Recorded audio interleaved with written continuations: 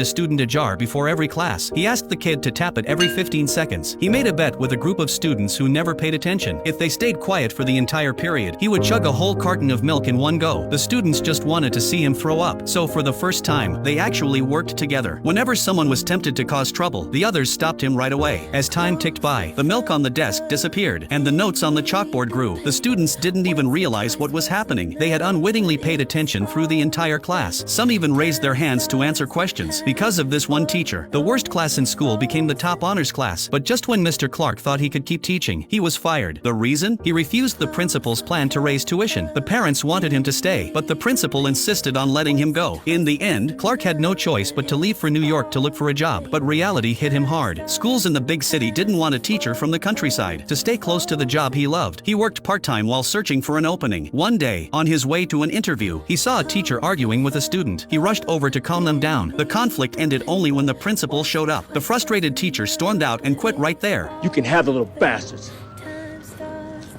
I can start right now. After reading Clark's impressive record, the principal offered him the honors class, but Clark was looking at the classroom across the hall. No one was watching that room. The kids inside were running wild. Everything they did showed years of bad behavior. The principal never expected Clark to choose that class. He explained that 6 teachers had already quit because of these kids, but Clark refused to change his mind. He believed every struggling student was just a child who had been left behind. But his confidence didn't bring him luck immediately. On the first day, the students gave him a harsh welcome. Shamika, don't do that.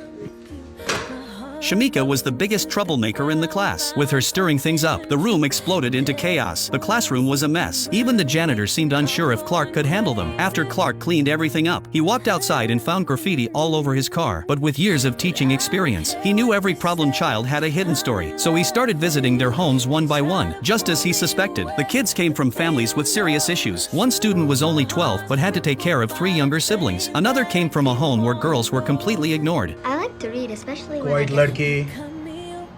Men are talking, okay? Clark realized they didn't hate learning. They were shaped by the difficult homes they grew up in. After all, parents are a child's first teachers. To help his students change, Clark prepared a surprise. He painted the classroom walls with fresh colors. He wanted to show them the right way to use paint, not the way they used it on his car. But the kids didn't appreciate it. Even the principal thought he was being ridiculous. In front of the whole class, he scolded Clark. My school, my rules, my way. Clark had little authority to begin with. Being humiliated made it even worse. Shamika didn't give him any respect either. She was having fun with her friends, but the moment she saw Clark, she walked away. Their rejection hit him hard. At lunch, his students charged into the cafeteria like wild horses. They were nothing like the orderly honors class next door. These bad habits ran deep. A female teacher told Clark that he could quit if it became too much, but Clark wasn't someone who quit easily. He set new rules for the class. First, we are a family. Second, we respect each other. Third, we line up before and after class. But the kids were used to doing whatever they wanted. They ignored him completely. As soon as the bell rang, they rushed to the door, but the door was locked. Clark had shut it before class ended. With no choice, they formed a line, annoyed and impatient. When Clark looked away, Shamika slipped to the front. Once he noticed, he stopped the whole line. He reminded them that rules matter. If one person breaks them, the whole family takes responsibility. Pressed by her classmates, Shamika backed up for the first time. She was irritated, but she went to the end of the line. To Clark, this was a major win. He thought things were finally improving, but on Monday, he walked into school full of hope only to realize he was wrong. Everything he had worked on was destroyed. The mess in the room showed how hard they were fighting against the rules. It crushed him. No one admitted what they had done. No one finished the homework he assigned. Shamika even turned around with a proud smirk and whispered to her friend. Her defiant attitude pushed Clark to the edge. He stormed out of the room and hurried out of the school. For the first time in his teaching career, he thought about giving up. He vented to his friend. He was a teacher who believed in rational education, yet a group of kids made him lose control. He began to doubt his good intentions. Maybe not every student could be saved, but his friend encouraged him not to give up on his ideals over a few setbacks. Trying something new might lead to unexpected results. His friend's words inspired him. He called in the student who loved playing cards. He played poker with him and used the game to teach. It prevented resistance and helped review math through small bets. What number multiplied by itself gives you 36? 6?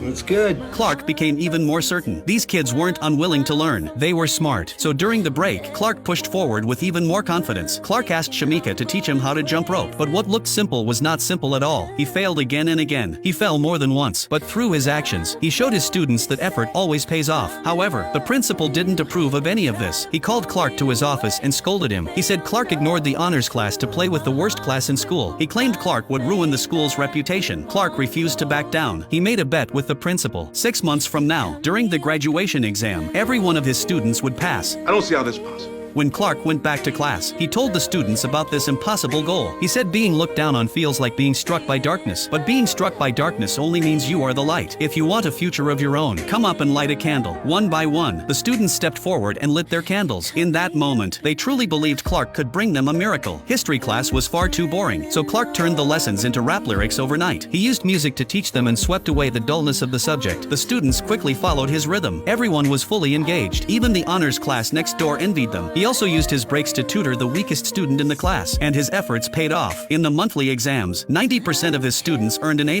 What Clark gave and what the students gave back finally met in the middle, and it brought results worth celebrating. But new problems soon appeared. Shamika, once the biggest troublemaker, was actually the most gifted student. Lately, however, she had stopped turning in homework. When Clark visited her home, he finally learned the truth. After school, Shamika had to take care of her 3 younger brothers because her mother was working. For a 12-year-old, the job was overwhelming. She couldn't handle both childcare and homework, so Clark helped her with the chores. He gave her time to finish her assignments. He even prepared dinner for her. But when her mother came home, she took Clark's kindness as an insult. You don't think I can take care of my family, Mr. Clark? No. Yes.